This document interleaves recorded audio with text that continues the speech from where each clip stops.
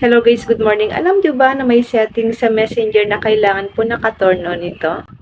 Para nalalaman natin guys, once na may gumagamit po or may nagbubukas ng ating mga Messenger, kailangan po natin ito guys i-turn on para maging safe po ang ating mga Messenger.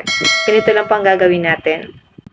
Punta lang tayo sa ating Messenger, click 3 lines, click settings icon.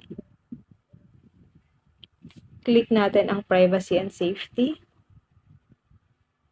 Click nyo po ang end-to-end encrypted chats. Then, click natin ang security alerts. Click natin ang manage security alerts. Kailangan guys, naka-turn on po itong your device or key exchange para malalaman nyo po kung may ibang nag-login ng inyong messenger or nilalagin na pala ang inyong messenger sa ibang device. So, kapag naka-turn on ito guys, magpapadala po sa inyo ng alerts si Messenger once na may nagbubukas po ng inyong Messenger or nilalagin po ang inyong Messenger sa ibang device. Dito naman po sa contacts devices or case, dapat po naka-turn on din ito.